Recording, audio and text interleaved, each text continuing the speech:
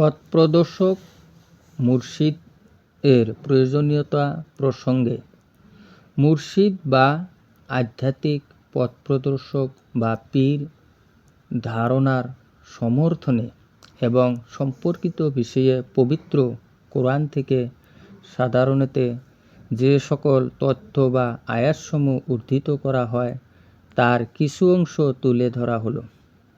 মনে রাখিতে হবে এই আয়াতগুলোর ব্যাখ্যা বিভিন্ন ইসলামিক চিন্তাবিদ ও মতাদর্শের যেমন সুফিবাদ মধ্যে ভিন্ন হতে পারে। পথপ্রদর্শক বা মুর্শিদ এর প্রয়োজনীয়তা প্রসঙ্গে মুর্শিদ শব্দটি সরাসরি কোনো পদবি হিসাবে নয়, বরং পথপ্রদর্শক অর্থে কোরআনে এসেছে। সুফি দর্শনে এই আয়াতটি মুর্শিদের গুরুত্ব বুঝাইতে উল্লেখ করা হয়। সূরা কাহাবের 18 নং সূরা 17 নং আয়াতে আল্লাহ তাআলা বলেন, আল্লাহ যাকে হেদায়ত দেন সেই হেদায়ত প্রাপ্ত হয়, আর তিনি যাকে পথভ্রষ্ট করেন তুমি তার জন্য কোনো অভিভাবক বা ওলি ও পথপ্রদর্শক বা মুর্শিদ পাবে না। এই আয়াতের দ্বারা বলা হয় যে আল্লাহর হেদায়ত লাভ করিতে হইলে একজন পথপ্রদর্শকের দরকার হয়।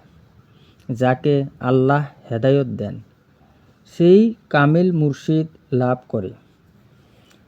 সত্যবাদী ও সৎকর্মশীলদের সঙ্গী হওয়া যদিও মুর্শিদ একটি সুফি পরিভাষা, এটা মূলত আল্লাহ ও রসুল সাল্লাল্লাহু আলাইহি ওয়াসাল্লামের পথে থাকা সত্যবাদী সিদ্দিক এবং সৎকর্মশীলদের অনুসরণ করা গুরুত্বকে নির্দেশ করে।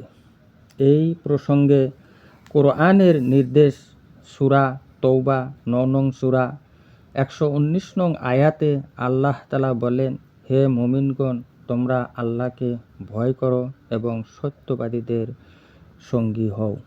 সুফিরা বলেন যে মুমিনদেরকে আল্লাহর ভয় করার পাশাপাশি সত্যবাদী যারা আল্লাহতে বিশ্বাস, ধীর ও সৎকর্মশীল এমন মানুষদের সংস্পর্শে থাকিতে বলা হয়েছে। মুর্শিদ বা পীর সেই সত্যবাদী দলের অন্তর্ভুক্ত যাদের সান্নিধ্য আত্মার পরিশুদ্ধর জন্য জরুরি। আল্লাহর ওলি বা বন্ধু মুর্শিদ বা পীরদেরকে সাধারণত আল্লাহর ওলি বা বন্ধু হিসাবে গণ্য করা হয় যারা হেদায়তের পথে থাকেন। কোরআনে ওলিদের পরিচয় দেওয়া হয়েছে সূরা ইউনূস 10 নং সূরা 62-63 নং আয়াতে আল্লাহ বলেন, জেনে রাখো আল্লাহর ওলি বন্ধুদের কোনো ভয় নেই এবং তারা দুঃখিত হবে না, তারা যারা ঈমান এনেছে এবং তাকওয়া আল্লাহ ভিত্তি অবলম্বন করেছে। মুর্শিদকে এই তাকওয়াবান ও আল্লাহর নৈকট্যপ্রাপ্ত ওলিদের অন্তর্ভুক্ত মনে করা হয়। হাদিসের আলোকে মর্যাদা দেওয়া হয়েছে। মুর্শিদের গুরুত্ব বুঝাইতে একটি প্রসিদ্ধ হাদিস উল্লেখ করা হয়।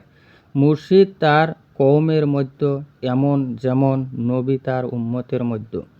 এই হাদিসের দ্বারা মুর্শিদকে নবী সাল্লাল্লাহু আলাইহি ওয়াসাল্লামের উত্তরাধিকার বা আধ্যাত্মিক উত্তরাধিকারী বা নায়েবে নবী হিসাবে সর্বোচ্চ সম্মান দেওয়া হয়, যদিও এইটি শুধু আধ্যাত্মিক নেতৃত্বের ক্ষেত্রে প্রযোজ্য। মুরিদ ও বায়াত মুরিদ যিনি একজন মুর্শিদের কাছে আধ্যাত্মিক দীক্ষা গ্রহণ করেন এবং তার পথ অনুসরণ করেন তাকে মুরিদ বলা হয়। আরবিতে মুরিদ শব্দের অর্থ হলো ইচ্ছা পোষণকারী বা সংকল্পকারী। বায়াত মুরিদ হওয়ার প্রক্রিয়াকে বায়াত বা শপথ বলা হয়। মুরিদ আল্লাহর পথে চলার জন্য মুর্শিদের হাতে শপথ গ্রহণ করেন। এই বায়াত হলো মূলত আল্লাহ এবং রসুলের আনুগত্যের শপথ যা মুর্শিদের মাধ্যমে সম্পন্ন করা হয়।